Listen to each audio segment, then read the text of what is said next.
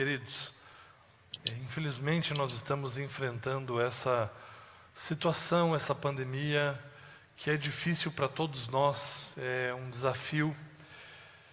E nessa semana, diante dessa nova perspectiva, desse novo quadro de aumento do número de casos, recordes sendo batidos diariamente em termos de número de pessoas que estão morrendo por conta do vírus, nós fizemos uma reunião na quinta-feira à noite com a comissão da igreja e a comissão de reabertura, que tinha sido indicada também, para fazermos os devidos apontamentos, as considerações e tomarmos uma posição.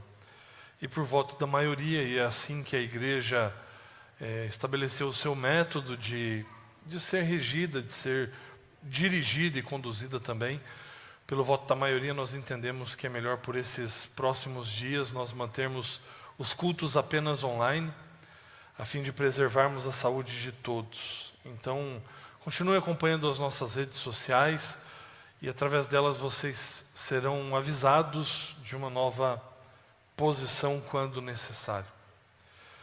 Hoje é um dia muito especial para nós. Em todo o território da nossa união nós estamos lançando o projeto Através de Nós. E esse projeto conclama a todos os membros da Igreja Adventista a se mobilizarem pelo cumprimento da missão que o Senhor nos confiou.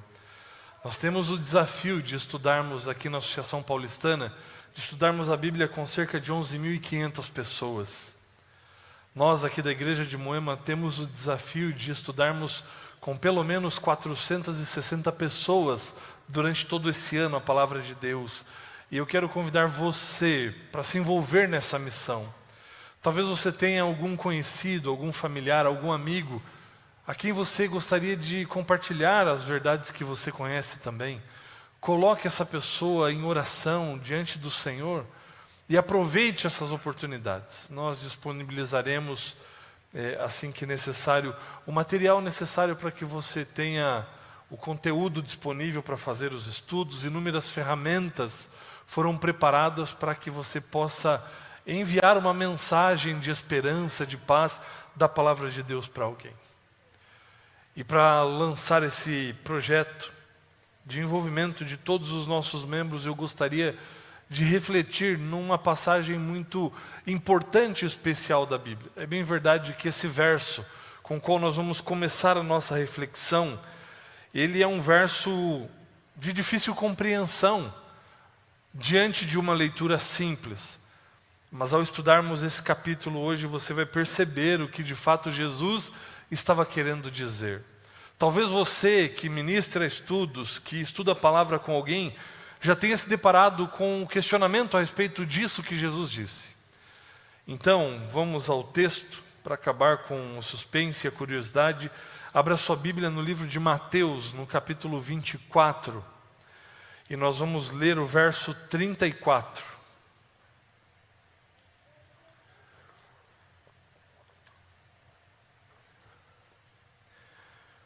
Mateus capítulo 24, versículo 34. E ali o texto nos diz o seguinte, é o próprio Jesus dizendo: em verdade vos digo que não passará esta geração sem que tudo isso aconteça. Jesus estava falando aqui para os discípulos, respondendo um questionamento que os discípulos tinham feito lá no verso 3. Senhor, que sinal nós teremos? Quando vão acontecer todas essas coisas? E que sinal nós teremos da tua vinda? E dentro dessa pergunta que nós vamos entender melhor também qual é essa pergunta de fato, quais são as bases e os fundamentos dessa pergunta, é que Jesus responde que não passará essa geração sem que tudo isso se cumpra. A respeito do que é que Jesus estava falando? Porque depois que Jesus teve essa conversa com os discípulos, inúmeras gerações já se passaram. E se nós estabelecermos aqui pelo que a Bíblia computa como sendo uma geração, em torno de 40 anos, quantas e quantas gerações já se passaram desde o ano 31 da nossa era, da era comum, quando Jesus teve essa conversa com os discípulos, quantas gerações já se passaram e quantas coisas já aconteceram? O que é que esse texto realmente quer dizer?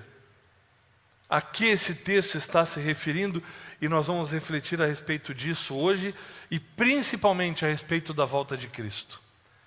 O que Jesus nos deixou aqui como ênfase a respeito do preparo para a sua volta. Então nós vamos ao início do capítulo para nós entendermos o contexto no qual essa resposta de Jesus está inserida.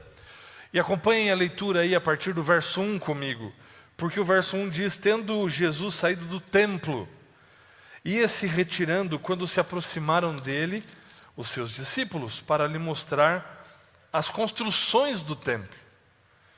Ele, Jesus, porém, lhes disse: não vedes tudo isso? Em verdade vos digo que não ficará aqui pedra sobre pedra que não seja derribada. Quando Jesus diz isso para os discípulos, Jesus os coloca numa condição que eles começam a pensar: olha, o que Jesus está querendo dizer? Como assim? O templo vai ser destruído? O templo vai ser derribado? Sobre o que Jesus está dizendo? E Jesus já tinha dito recentemente tantas coisas para os seus discípulos, a respeito da sua morte, a respeito também da sua vinda. E os discípulos estavam tentando encaixar tudo isso, e de repente Jesus olha para o templo e diz: daqui a pouco tudo isso vai ser destruído. Agora, para um judeu, receber essa notícia da destruição do templo, símbolo da presença de Deus, símbolo de muita coisa espiritual para eles, símbolo da condução de Deus, símbolo da direção dele, da manifestação dele, conduzindo a história do seu povo. E agora Jesus diz: tudo isso aí vai ser destruído, vai ser derribado. Um nó na cabeça dos discípulos, e eles começaram a se questionar inúmeras coisas. Espera aí, mas o templo vai se acabar, então o que mais vai se acabar também? Já é o fim que Jesus tinha predito para nós? Será que é nesse momento em que todas as coisas vão se desfazer? E os discípulos ficam pensativos. E o verso 3 diz que quando eles chegaram no Monte das Oliveiras, achava-se Jesus assentado quando se aproximaram deles os discípulos. Em particular, lhe pediram. Agora presta atenção em como os discípulos formulam a pergunta aqui. Dize-nos, quando sucederão estas coisas? E que sinal haverá da tua vinda e da consumação dos séculos? Os discípulos, eles não entendem direito as coisas e eles acabam tratando na pergunta, isso da perspectiva dos discípulos, é o que dizem inúmeros comentaristas bíblicos, eles misturaram as coisas, porque pensavam que esses dois eventos, a destruição do templo e a parousia, a vinda de Cristo, poderia se tratar do mesmo momento. E mesmo sem entender, eles acabaram fazendo uma divisão na pergunta. Embora pensassem que poderia se tratar da mesma coisa, a própria pergunta traz uma divisão que é fundamental para a resposta que Jesus vai dar. Porque eles começam perguntando: dize-nos, quando sucederão estas coisas? Quando eles dizem estas coisas, a palavra em grego usada aqui é tauta. Tauta significa todas essas coisas, tudo isso. Nos diz, quando vai acontecer tudo isso o quê? A destruição do templo. Essa é a primeira parte da pergunta. Tudo isso vai se referir nas respostas de Jesus à destruição do templo, que vai acontecer no ano 70 depois de Cristo, ou na Era Comum. E depois eles perguntam: e que sinal haverá da sua vinda? Agora o tema não são todas essas coisas, mas é a parousia, é a volta de Cristo, é a sinteleia, a consumação dos séculos. Então existe uma divisão na pergunta a respeito de todas essas coisas e a respeito da parousia. E diante dessa pergunta é que Jesus começa a responder para os seus discípulos, dizendo no verso 4: vede que ninguém vos engane, porque virão muitos em meu nome dizendo eu sou o Cristo, e enganarão a muitos. E certamente ouvireis falar de guerras e rumores de guerras. Vede, não vos assusteis, porque é necessário assim acontecer, mas ainda não é o fim. E esse fim se refere a fim da parousia. Agora veja o que Jesus está falando. eles pedem os sinais, e Jesus começa a responder pela ordem da pergunta. Quando sucederão estas coisas? E Jesus começa a apresentar agora sinais de quando essas coisas vão acontecer. Falsos cristos, falsos ensinadores, falsos mestres, guerras e rumores de guerras. Se levantará nação contra nação, haverá fome, terremotos em vários lugares, mas ainda não é o fim. Jesus está falando a respeito da destruição do templo por enquanto. Mas ele não deixa de apresentar também esses detalhes para o tempo do fim. Ele diz que esse é só o princípio. Agora olha só que coisa interessante eu achei nesse livro, interpretando as Escrituras. Vou pedir para o Estevão colocar na sua tela aí. Nesse livro, na página 241, se você puder colocar no telão para mim também aqui, Estevão, que eu vou precisar ler junto com o pessoal. Olha só o que Richard Davidson, que é um doutor em teologia da Andrews, ele, nas suas pesquisas, ele acabou constatando que esses sinais que Jesus está dizendo, eles se cumpriram antes da destruição de Jerusalém, ali no ano 70. Falsos messias, você tem Menahem, Teudas e outros também, que convenceram milhares de seguidores de suas reivindicações messiânicas. E quem é que diz isso? Está aí a referência bibliográfica. Flávio Joséfos, ele, nesse livro aí, Antiguidades, e você tem a referência das páginas e dos parágrafos, menciona isso. As guerras também são mencionadas por Joséfos. Naqueles dias havia em Israel muitas guerras e rumores de guerras, em parte devido às ações fanáticas dos zelotes também. Catástrofes naturais, uma fome durante o reinado de Cláudio em 49, que está mencionada no livro de Atos, no capítulo 11. Também em Roma, enfim, estão mencionados, você pode conferir ali em Atos, capítulo 16 também. Perseguições, naquela época os cristãos eles sofreram repetidas perseguições, desde o apedrejamento de Estevão, e você pode verificar isso também no livro de Atos, nos capítulos 12 e capítulo 14. Jesus está falando aqui a respeito da destruição do templo em Jerusalém, e ele vai dizer, mas ainda não é o fim. Versículo 7, porquanto se levantará nação contra nação, reino contra reino, e haverá fomes e terremotos em vários lugares. Isso apontando ainda para a destruição no ano 70. E ele coloca assim, porém, tudo isto é o princípio das dores. Agora, essa referência é importante para a gente entender como Jesus vai mesclar a resposta. Porque ele vai dizer, esse é o princípio das dores. Ele não está dizendo que tudo isso vai se encerrar ou vai se acabar no ano 70, mas é o princípio de todas as coisas. E ele faz uma referência, é princípio das dores. Ora, que dores Jesus está mencionando aqui? Quais são essas dores? Se você for a 1 Tessalonicenses, capítulo 5, dos versos 1 a 3, Paulo vai fazer uma referência clara a isso. Abra lá a sua Bíblia e deixe Mateus marcado aí. 1 Tessalonicenses, capítulo 5, versos de 1 a 3. E ele diz, irmãos, relativamente aos tempos e às épocas, não há necessidade de que eu vos escreva, pois vós mesmos estáis inteirados com precisão de que o dia do Senhor vem como ladrão de noite. Quando andarem dizendo paz e segurança, eis que lhes sobrevirá repentina destruição. Como vêm as dores de parto, aqui está para dar à luz, e de nenhum modo escaparão. A referência que Jesus faz ali ao princípio das dores, Paulo nos explica aqui que são princípios das dores de parto. O que isso quer dizer? Esses sinais, essas amostras, essas evidências, elas começam com uma intensidade, com uma periodicidade. Assim como as contrações, elas começam mais leves e mais espaçadas. Com o passar do tempo, conforme a hora do parto vai se aproximando, essas contrações ficam mais intensas e mais frequentes. O que Jesus está lançando luz para nós é, esses sinais sempre aconteceram. Guerras, rumores de guerras, nações contra nações, isso sempre houve. Agora, à medida em que isso for se intensificando, A maneira como esses eventos forem ficando mais frequentes é um sinal de que está perto o tempo do fim. Versículo 9: então sereis atribulados e vos matarão, sereis odiados de todas as nações por causa do meu nome. Nesse tempo muitos hão de se escandalizar, trair e odiar uns aos outros, levantar-se-ão muitos falsos profetas, enganarão a muitos, e por se multiplicar a iniquidade, o amor se esfriará de quase todos. Aquele, porém, que perseverar até o fim, esse será salvo.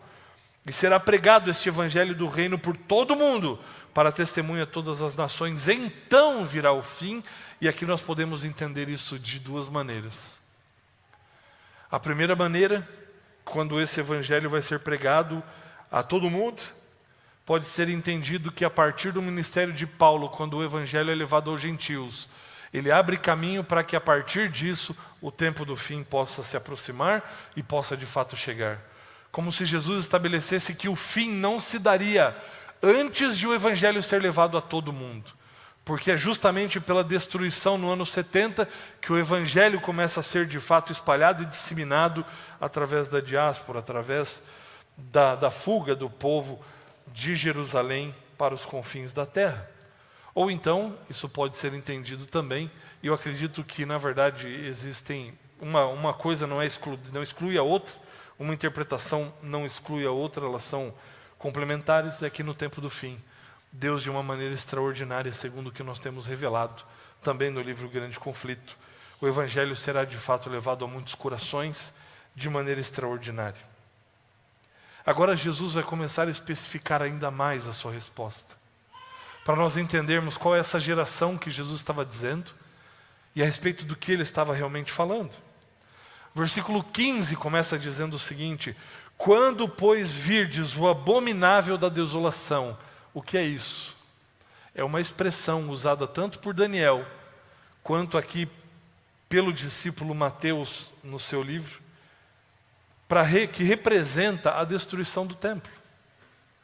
Porque diz ali, o abominável da desolação de que falou o profeta Daniel, no lugar santo. É de fato a destruição do templo, o lugar santo, onde Deus se manifesta. Então os que estiverem na Judeia, fujam para os montes. Quem estiver sobre o eirado, não desça a tirar de casa alguma coisa. E quem estiver no campo, não volte atrás para buscar a sua capa. Ai das que estiverem grávidas e das que amamentarem naqueles dias. Orai para que a vossa fuga não se dê, nem no inverno, nem no sábado. Veja, e aqui algumas pessoas confundem, acabam pensando, olha, eu não vou engravidar quando estiver perto da volta de Jesus. O texto não está dizendo isso. Porque esse texto se refere especificamente à destruição do templo no ano 70. Diante de um contexto de guerra, onde a sua cidade vai ser invadida, seria muito difícil você sobreviver, você fugir, tendo que cuidar de um bebê ou estando grávida. Isso não quer dizer que hoje você não deva ter filhos porque está perto da volta de Jesus. Não é isso que o texto está dizendo quando você o entende dentro do seu contexto. Está dizendo a respeito das implicações religiosas sobre o que se teria que fazer em caso de fuga no sábado, e está dizendo do cuidado que você teria que ter, ou da disposição que você teria que ter, uma vez que grávida, tudo isso se tornaria mais difícil. Então fiquem tranquilos, podem ter filhos, ok? Aproveitem aí o período da pandemia, se o casal está mais em casa, dá para conseguir isso aí. E o texto continua dizendo, versículo 21, porque nesse tempo haverá grande tribulação, como desde o princípio do mundo até agora não tem havido e nem haverá jamais. E agora, Jesus parece mudar de contexto. E você, fazendo uma leitura mais detalhada, vai perceber esse detalhe. Não tivessem aqueles dias sido abreviados, ninguém seria salvo. Mas por causa dos escolhidos, tais dias serão abreviados, os dias em que isso aconteceu. Então, se alguém vos disser, eis aqui o Cristo, veja, o contexto sugere que agora ele está falando da volta do Senhor, porque é o Senhor que reaparece, ele está mostrando para os discípulos que isso acontece em um período distinto. Agora, se vos disserem, eis aqui o Cristo, ou ei-lo ali, não acrediteis, porque surgirão falsos cristos e falsos profetas, operando grandes sinais. Vede que vos tenho predito, portanto, se vos disserem, eis que ele está no deserto, não saiais, ou ele no interior da casa, não acrediteis. Porque assim como o relâmpago sai do oriente e se mostra até no ocidente, assim há de ser a vinda do Filho do Homem. Onde estiver o cadáver, aí se ajuntarão os abutres. Agora veja o que Jesus vai dizer no verso 29, como ele de fato vai mudar o contexto para falar da sua vinda, agora da parousia. Logo em seguida, a tribulação daqueles dias. Qual tribulação? Da destruição de Jerusalém no ano 70. Logo em seguida, a tribulação daqueles dias, o sol escurecerá, a lua não dará sua claridade, as estrelas cairão do firmamento e os poderes do céu serão abalados. Então aparecerá no céu o sinal do Filho do Homem. Todos os povos da terra se lamentarão e verão o Filho do Homem vindo sobre as nuvens do céu com poder e muita glória. E ele enviará seus anjos com grande clangor de trombetas, os quais reunirão os seus escolhidos dos quatro ventos de uma a outra extremidade da terra. Jesus vai alternando. Ora ele trata a respeito da destruição, ora ele fala a respeito da sua vinda. E isso fica claro no contexto quando Jesus está apontando para algo específico dos seus dias e para quando Jesus começa a falar de coisas que de fato não aconteceram até o ano 70, como por exemplo esse sinal vindo sobre as nuvens. Jesus falou de tudo isso. E agora Jesus vai deixar para nós 4 parábolas para o nosso entendimento a respeito do que nós devemos fazer enquanto Ele não vem. Mas antes de entrarmos exatamente no entendimento dessas parábolas, existe mais uma divisão aqui que é muito importante. Dessa distinção, e através dela nós chegamos no verso 34. Jesus começa o verso 32 falando da parábola da figueira, dizendo: aprendei, pois, a parábola da figueira, quando já os seus ramos se renovam e as folhas brotam, sabeis que está próximo o verão. Assim também vós, quando virdes todas estas... Lembra que eu falei das palavras do começo? Aqui Jesus usa a mesma palavra dos discípulos. Quando sucederão estas coisas, a palavra tauta é usada aqui, e estas coisas se referem à destruição do templo. Jesus está dizendo assim: quando virem todas estas coisas, o quê? A destruição do templo, sabeis que está próximo às portas. Em verdade vos digo que não passará essa geração sem que tudo isso, o quê? Os sinais de guerras, rumores de guerras que culminam na destruição do templo, aconteça. Então quando Jesus diz não passará essa geração, até que tudo isso aconteça, Jesus estava se referindo de fato a uma geração de aproximadamente 40 anos e aos sinais que antecederiam a destruição do templo e a conquista de Jerusalém no ano 70. E Jesus diz isso aqui dias da sua morte. Quem sabe um dia antes da sua morte. Era no ano 31. Se você somar ao ano 31 mais uma geração, 40 anos, você vai chegar ao ano 70. E Jesus estava de fato correto. Porque nem a respeito desses dias serem abreviados, a culminação de 40 anos se daria no ano 71, e isso acaba acontecendo no ano 70.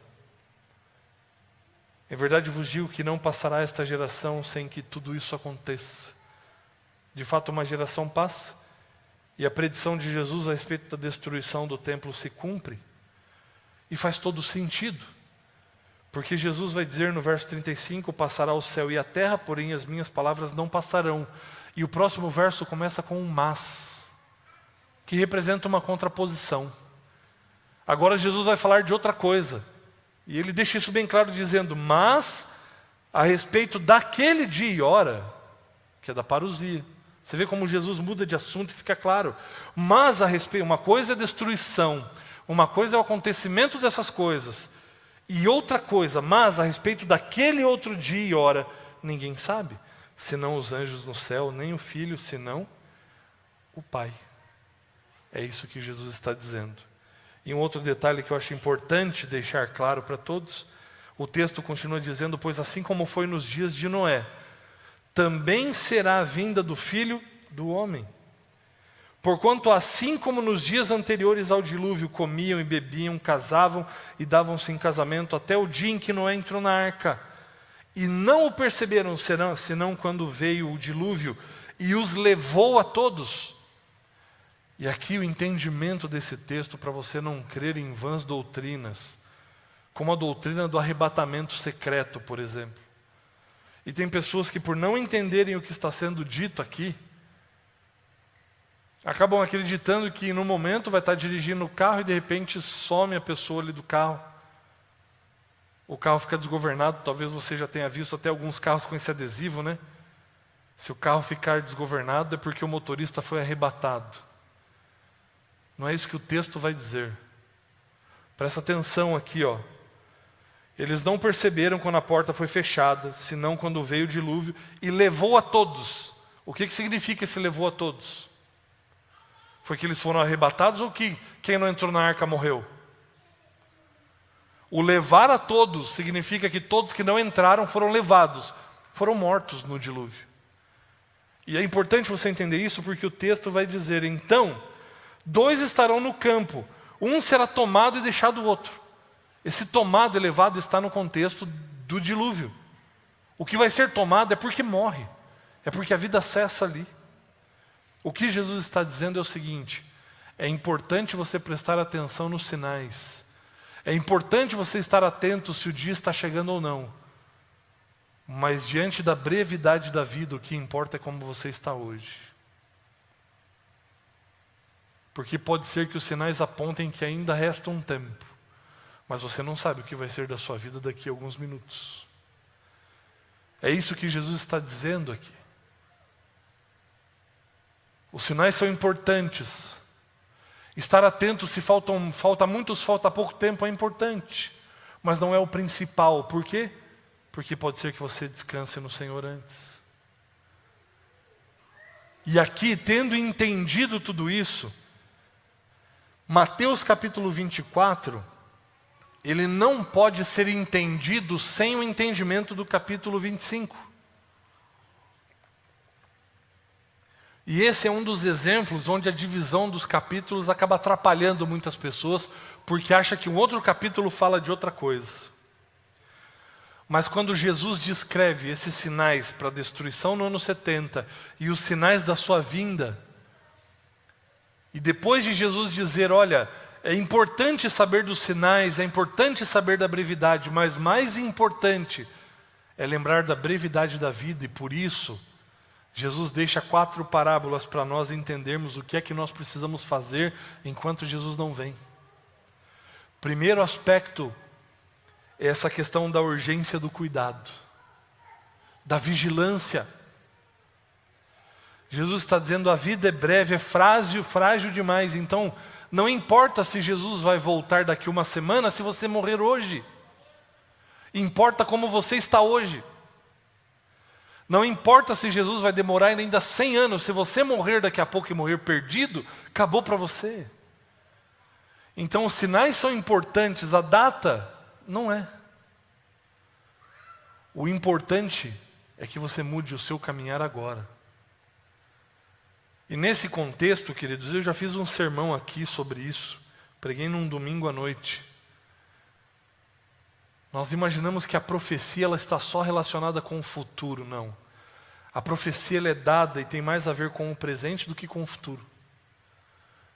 Porque toda a profecia é dada para impactar o presente. Tanto é que algumas são condicionais. Quando Jonas vai pregar em Nínive, a profecia é em 40 dias e Nínive vai ser destruída. Mas essa profecia é dada e ela tem uma condicionalidade. A condicionalidade é, se vocês mudarem e se arrependerem hoje, não vai ser mais. Então há uma predição futura, mas para que ela impacte o nosso presente. É por isso que Jesus não disse qual é a data. Porque se nós soubéssemos, olha, Jesus vai voltar em 2030. Ah, ok, em 2029 eu começo a me preocupar com isso aí. Mas você não sabe se vai chegar em 2029, essa que é a questão. Então é sabedoria divina não declarar a data para nós, porque importa hoje. Porque eu posso sair da igreja atravessando a rua ali, me acidentar e morrer. E eu não vou viver nem um dia mais, então eu importo hoje, por isso a profecia é dada. E o que Jesus vai enfatizar agora com essas 4 parábolas é isso. Com o que você deve realmente se preocupar enquanto Jesus não vem. E aí quando você abre a lente para olhar essas 4 parábolas como um todo, você vai ver que uma coisa se repete nessas parábolas. E repetição na Bíblia é um sinal de ênfase que o autor quer dar. E aqui o que fica evidente nessas 4 parábolas, na parábola da figueira, na parábola do bom servo e do mau, na parábola das 10 virgens e dos talentos, é que quem está para voltar, voltará. Ou quem há de vir, virá. Porque na parábola da figueira, diz que quando as folhas brotarem, sabeis que está próximo o verão vai vir, é certo. As folhas servem de sinal, mas o verão virá. Na parábola do servo bom e do servo mau, o Senhor dos servos, ele vai voltar. Isso é tido como certo na parábola. Na parábola das 10 virgens, o noivo virá, não há dúvida disso. E na parábola dos talentos, o dono dos talentos voltará. Então aqui existe uma certeza que é estabelecida nessas 4 parábolas. Quem há de vir, virá. Não há dúvida sobre isso, e isso nós precisamos entender. Jesus vai voltar. Como disse várias vezes o pastor Bulhão, você querendo ou não, você estando preparado ou não, Jesus, ele vai voltar. Ponto pacífico. Agora essas parábolas, elas trazem para nós 4 atitudes que nós precisamos ter enquanto Jesus não vem. E isso é o mais importante. Mais do que saber da data em si, o que Jesus espera de nós está revelado aqui. Através da parábola da figueira, quando as folhas anunciam a chegada do verão, é importante você observar os sinais. É importante você saber qual é o tempo em que você está vivendo. E a ênfase de todas elas vai acabar culminando no cuidado. Em pelo menos 3 tipos de cuidado. Segundo a parábola do servo bom e do mau, na parábola das 10 virgens e dos talentos.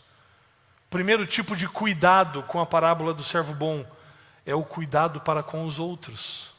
Olha o que a parábola diz, versículo 45. Quem é, pois, o servo fiel e prudente, e a quem o Senhor confiou os seus conservos para dar-lhes um sustento a seu tempo? Bem-aventurado aquele servo a quem seu Senhor, quando vier, achar fazendo assim. Em verdade vos digo que lhe confiará todos os seus bens. Mas se aquele servo, sendo mau, disser consigo mesmo, meu senhor demora-se, e passar a espancar os seus companheiros e a comer e beber com ébrios, virá o senhor daquele servo em dia que não o espera e em hora que não sabe, e castigá-lo-á lançando sorte com os hipócritas. Ali haverá choro e ranger de dentes. Ora, enquanto o Senhor não vem, você tem uma escolha a fazer. Ou você cuida bem daqueles que o Senhor te confiou, ou você não cuida. E aqui o exemplo de um servo bom que continua tratando bem os seus servos, mesmo na ausência do seu Senhor. O que essa parábola enfatiza é o nosso cuidado para com as pessoas. Se você não tem cuidado das pessoas, você é classificado nessa parábola como sendo um servo mau. Se você tem visto a necessidade, a dificuldade, a provação, e não estende a sua mão, um dia o Senhor voltará. E Ele vai olhar para você e diz, apartai-vos de mim, eu não vos conheço. Porque quando eu tive fome você não me deu de comer, quando eu estive preso você não foi me ver. A ênfase de Jesus, enquanto eu não voltar, cuide bem das pessoas que eu colocar em suas mãos.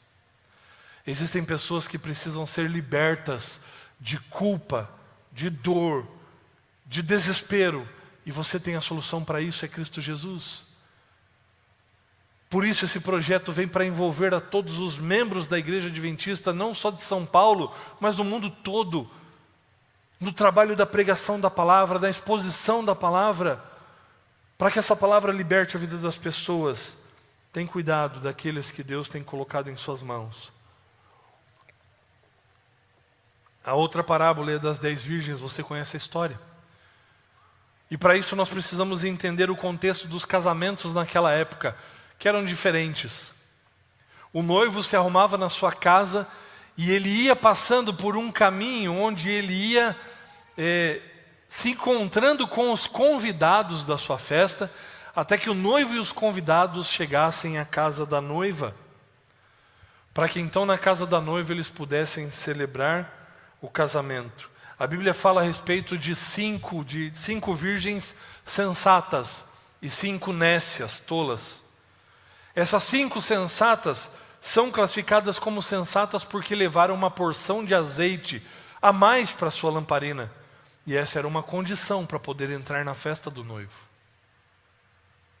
Elas pegaram no sono porque aparentemente o noivo se demorou, mas de repente quando elas ouviram o noivo vem, elas se despertaram.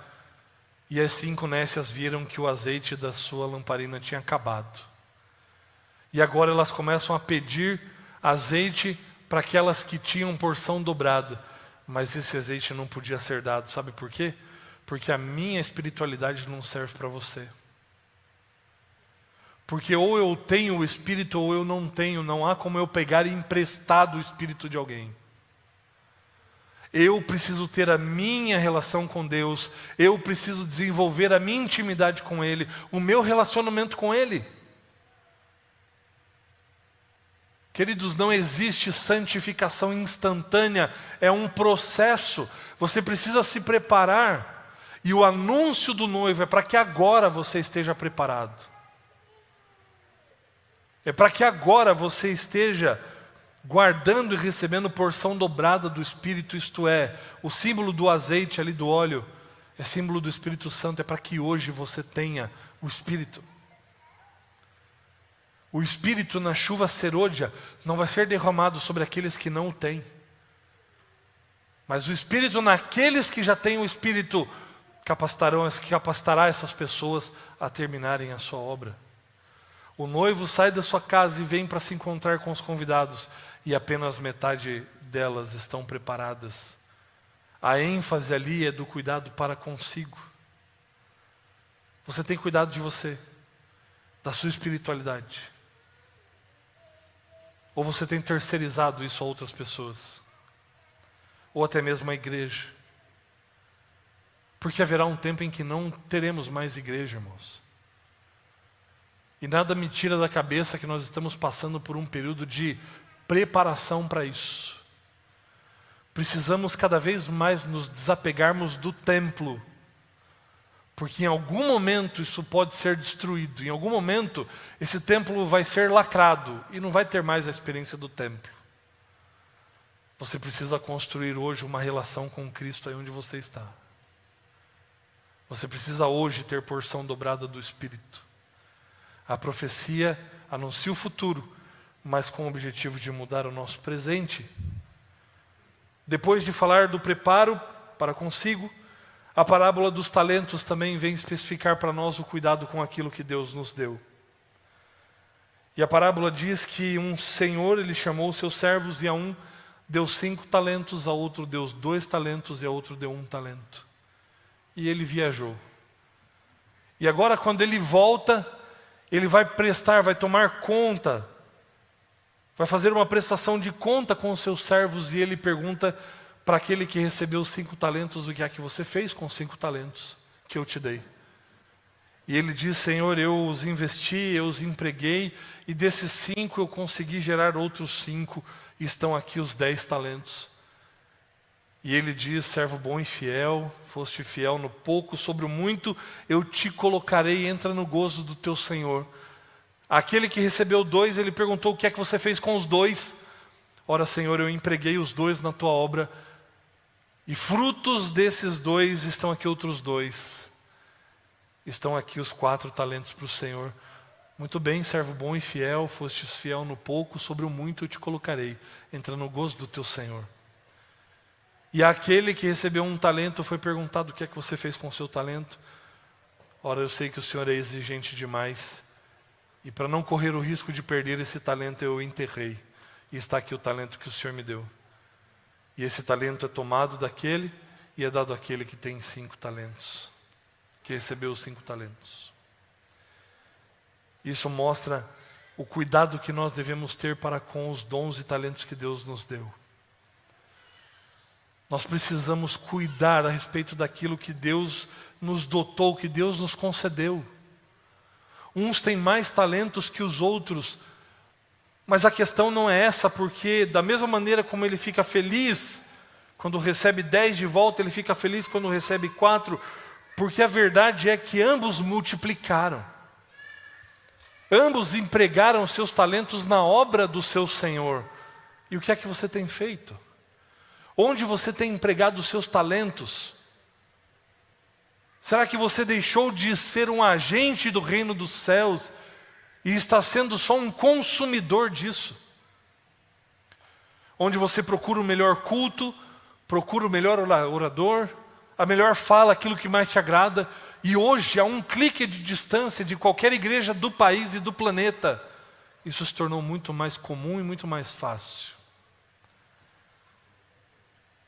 E você se acomodou e passou apenas a consumir isso, a religiosidade. Não consegue nem considerar mais a possibilidade de falar de Cristo para alguém. Isso precisa de fato mudar, porque é isso que vai fazer a diferença. Jesus deixou claro para nós, olha, é importante vocês observarem os sinais, mas esse não é o mais importante.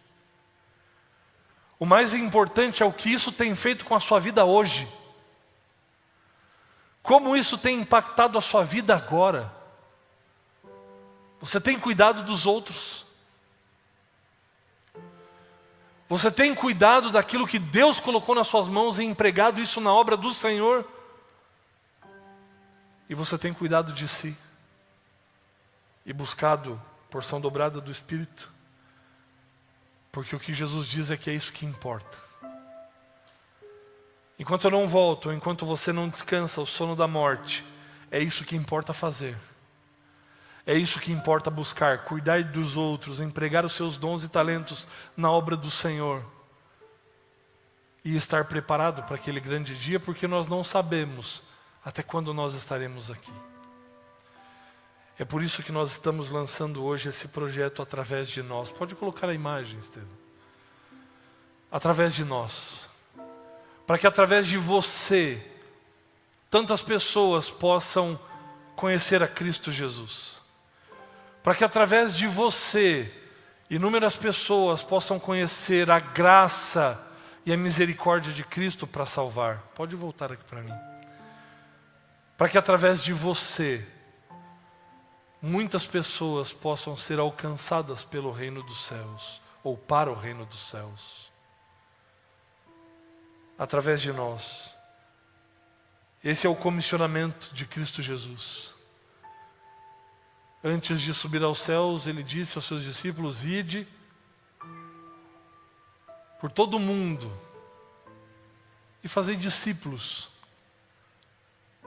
batizando-os, ensinando-os a guardar todas as coisas, e eu vou estar com vocês. Tem muita gente, queridos, nós pastores não damos conta de fazermos tudo isso sozinhos. E se depender só do nosso trabalho, Jesus vai demorar muito para voltar, porque o Evangelho vai demorar muito para chegar aos confins da terra. Mas Ele chama você, para que você participe da pregação e cumpra aquilo que Jesus estabeleceu para nós como seus discípulos.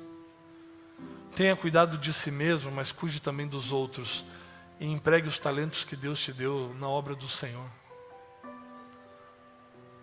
E talvez você pense, mas eu não sei qual é o meu dom, qual é o meu talento. Eu não sei cantar, eu não sei pregar. Talvez você saiba preparar um bom almoço para receber uma pessoa na sua casa. Eu sei, você pensou na pandemia. A gente pode esperar um pouquinho para que o almoço aconteça, ou você pode fazer isso com um familiar que ainda não se entregou para Jesus com segurança. Mas talvez você saiba sorrir, dar bom conselho. Você pode usar de tudo isso. Talvez você tenha o dom de ser um bom amigo, e aquela ligação pode fazer toda a diferença. Talvez você não saiba dar estudos bíblicos, nós vamos treinar as pessoas para isso. Você pode participar desses treinamentos e você vai ver que é muito simples. Mas se a dificuldade for muito grande nisso, você pode ter a facilidade de alcançar essa pessoa e trazê-la para alguém que saiba dar estudo. Mas você participa do processo, você acompanha. Uma das maneiras de você descobrir qual é o seu dom, o seu talento, perceba os elogios que as pessoas fazem a você. Perceba a maneira como as pessoas te reconhecem, pelo que elas te reconhecem. Ali pode estar um bom indício de qual é o seu dom, qual é o seu talento, qual é a habilidade que Deus te concedeu e você pode usá-la. Eu fico pensando, existem inúmeras pessoas que de fato marcam pela sua maneira de ser e pessoas que se dispõem a diversos trabalhos e atuações na igreja.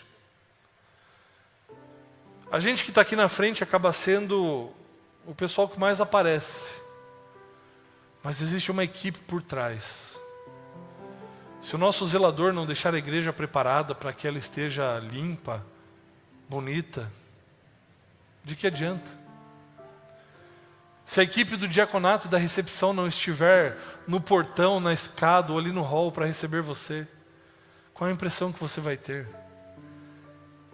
E de fato esses queridos irmãos e irmãs que ficam ali têm sido o sorriso de Cristo para muitas pessoas. Quantos elogios eu recebo da nossa equipe. Como recebem bem as pessoas aqui. É o seu dom. E esse dom faz parte, porque se você não recebesse lá, elas não chegariam aqui para ouvir quem está aqui à frente cantando ou pregando, enfim. É assim que o corpo de Cristo acontece.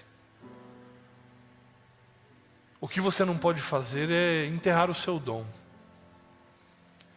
O que você não pode fazer é se acomodar. Porque essa é a nossa responsabilidade. Temos que cuidar de nós mesmos. E a graça de Cristo é tão extraordinária, a maneira como Cristo faz as coisas é que muitas vezes cuidamos de nós ao cuidarmos dos outros. Cuidamos de nós quando empregamos os nossos dons e os nossos talentos na obra do Senhor. Quando você começar a fazer isso, cuidar de si, dos outros e dos dons que Deus te deu, você vai perceber uma coisa.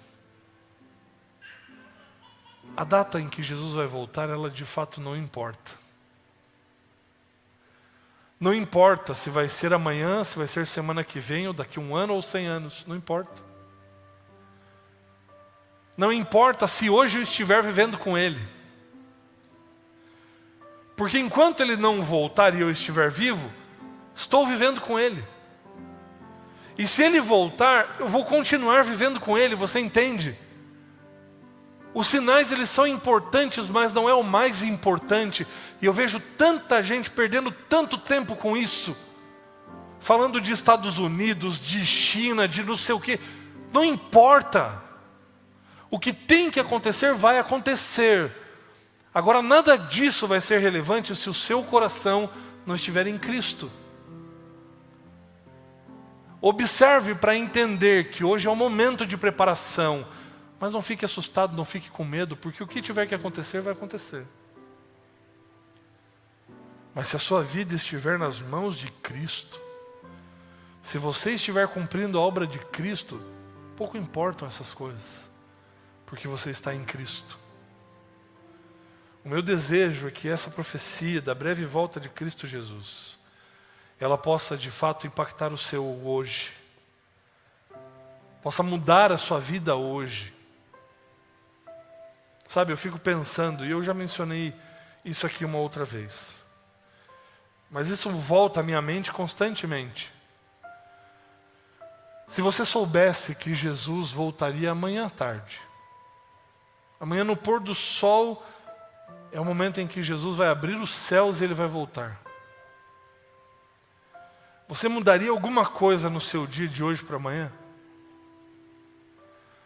O seu dia de hoje para amanhã seria diferente em algum aspecto?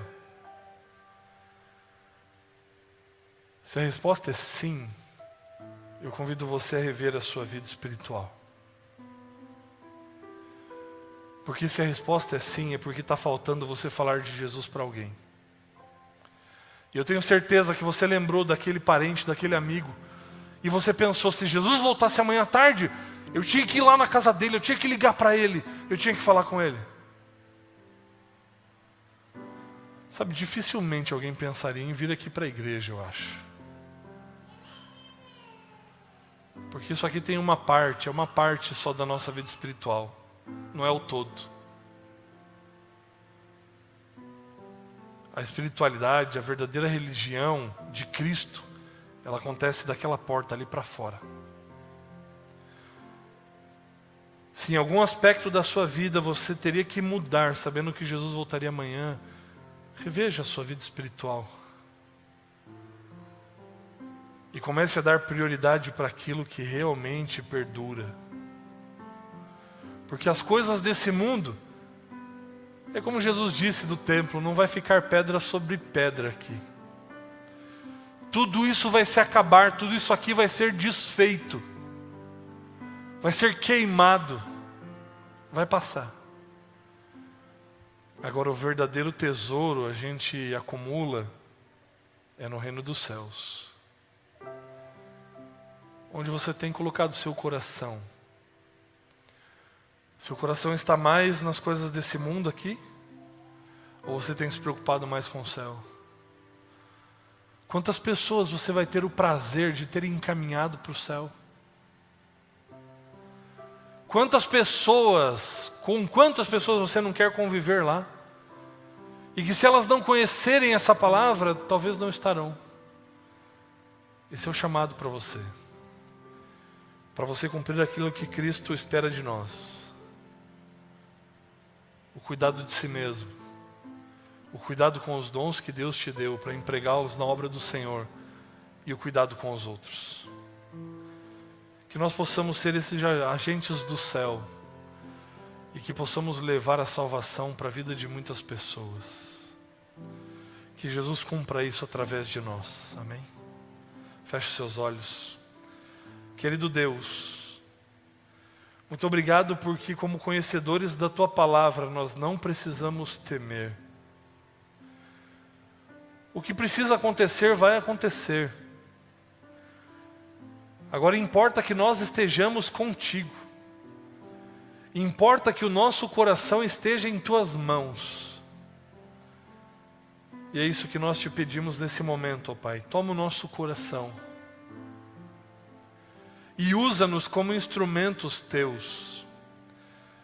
Talvez eu tenha falado nessa manhã, ou alguém esteja assistindo a gravação desse culto, e esteja pensando, mas eu não sei nem por onde começar para alcançar alguém, para falar de Jesus para alguém.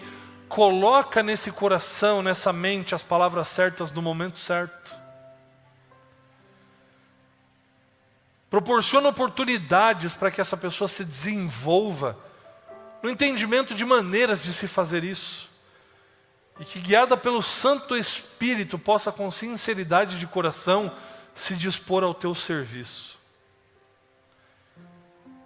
Talvez alguém esteja pensando, mas eu nem sei qual é o meu dom ainda. Revela, Senhor, para essa pessoa qual é o dom que o Senhor concedeu a ela. Mostra para ela, Senhor, como esse dom pode ser usado para alcançar pessoas para o reino dos céus. Toca no nosso coração, ó Deus. Chacoalha a nossa vida e tira a gente desse comodismo espiritual. Para nós de fato cumprirmos a missão que o Senhor nos confiou. Para podermos de fato pregar a Tua palavra e sermos bênção e luz por onde quer que formos. E que a nossa vida aponte para o Cristo que nos resgatou. Por favor, ó Deus, cumpra essa missão através de nós. Nos dá o privilégio que os anjos gostariam de ter. E usa-nos para o cumprimento da Tua missão. Em nome de Cristo Jesus. Amém, Senhor. Você vai ouvir uma música agora. Essa música fala a respeito desse grande dia. E de fato nós podemos declarar que nós já ouvimos os passos de um Deus que se aproxima. E eu gostaria de pedir para que você aproveitasse os momentos dessa música, para você fazer agora a sua oração a Deus, pedindo a Deus que quebre as suas amarras, que te liberte desse comodismo, do conformismo, e que te coloque ousadia no coração, intrepidez para você pregar a palavra, para você pensar no céu antes de pensar em qualquer outra coisa, para você sonhar com o céu mais do que com qualquer outra coisa, e que de fato a esperança da volta de Cristo possa voltar a arder no seu coração.